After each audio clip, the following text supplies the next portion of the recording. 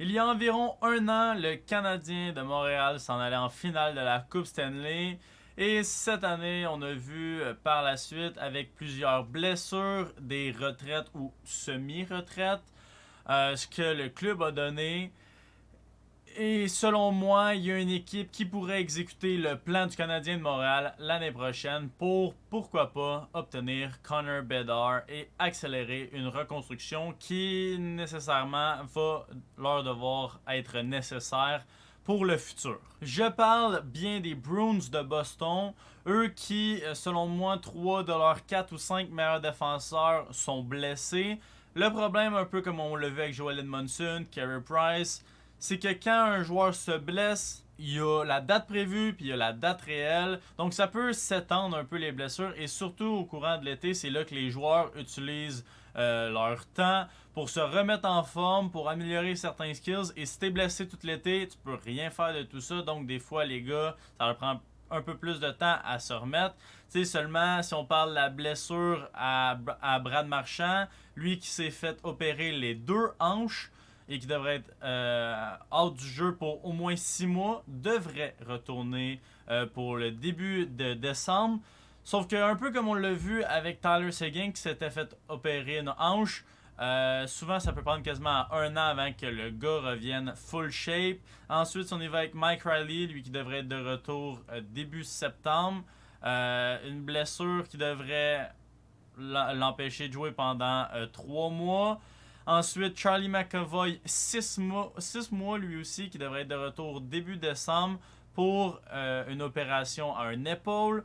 Matt Grzelcyk, qui lui aussi s'est fait opérer à un épaule, devrait rater les 5 prochains mois. Et Patrice Bergeron, lui qui s'est fait opérer à un coude et qui devrait rater environ 10 semaines.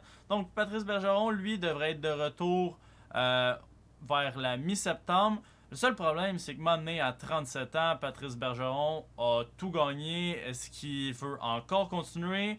Il a dit qu'il allait prendre sa décision avant les agents libres. Lui qui n'a toujours pas de contrat pour l'année prochaine. Sincèrement, si je suis Patrice Bergeron, je vois la liste de blessures. C'est pratiquement la première ligne au complet qui est blessée. Bergeron puis Marchand. Ensuite, comme j'ai dit, 3 de tes 4, peut-être 5 meilleurs défenseurs sont blessés. Il y a quoi dans ce club-là? Souvent, dans la Ligue nationale, on parle qu'à la Thanksgiving américaine, les jeux sont joués pour les séries. On sait qui va faire les séries à peu près. Ça bouge pas beaucoup. C'est vraiment une statistique qui a été démontrée.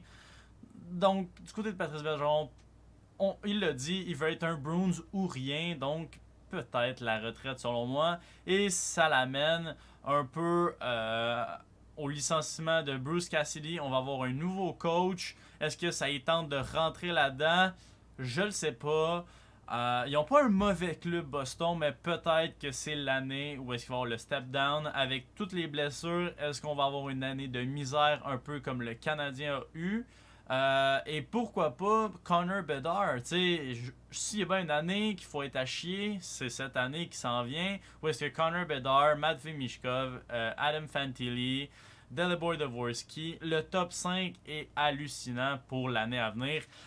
Donc je me dis, peut-être qu'ils vont y aller pour le tank, et ça nous amène à une autre question qui est David Pastrnak.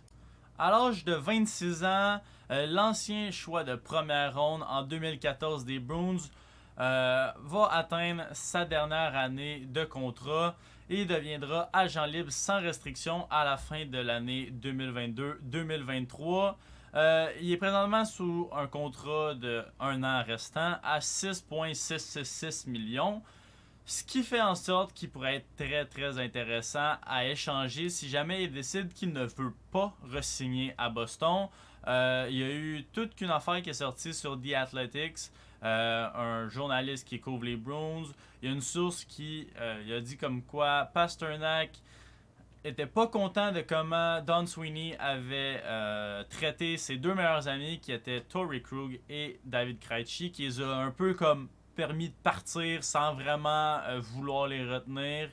Là, si on perd en plus Bergeron, d'après moi, ça va être inévitable. Il va falloir faire une reconstruction du côté des Bruins. David Pastrnak, c'est le gros morceau.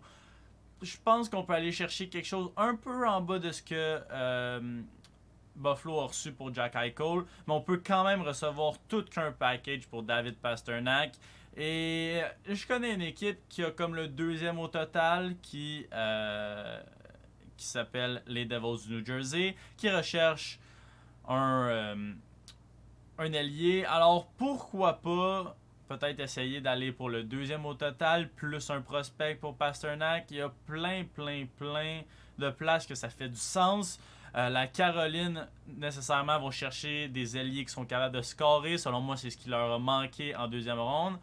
Du côté de certaines autres équipes, si on regarde Buffalo, Détroit, si on voit Boston un peu redescendre dans le bas de la division, eux autres sont en train de grandir dans la division, de se développer, alors peut-être ajouter une certaine pièce comme ça. Les Kings qui sont en train eux autres aussi de se pointer le nez dans les bonnes équipes pourraient peut-être se permettre d'utiliser ce qui est probablement un des meilleurs prospect pools pour aller chercher un David Pastrnak. Il y a plusieurs équipes que ça fait du sens. Un David Pastrnak, ça se trouve pas partout.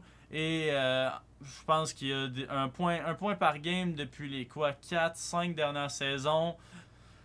Il y a des rumeurs qui disent qu'il ne voudra pas signer à Boston. Et selon moi, s'il ne veut pas signer à Boston, on n'aura pas le choix de l'échanger, puisque l'année prochaine, ce sera certainement pas l'année qu'on va y aller all-in avec le nombre de blessures, avec peut-être Bergeron qui ne reviendra pas. C'est vraiment toute une situation du côté des Bruins de Boston. Et pour moi, ça pourrait s'enligner une saison un peu comme le Canadien vient de faire. Plein de blessures, plein de problèmes et potentiellement le premier choix total. Dites-moi ce que vous en pensez. Dites-moi où est-ce que vous voyez David Pastrnak se faire échanger, s'il se ferait échanger. Et surtout, donnez-moi des propositions de transactions. Peut-être que je ferai une vidéo où est-ce que je réagis à ça. Sinon, j'espère que vous aurez aimé la vidéo. Un peu plus un petit talk de ce qui va se passer dans la Ligue nationale. C'est ce que j'espère faire un peu plus. Donc, je vous dis à la prochaine. Ciao, bye.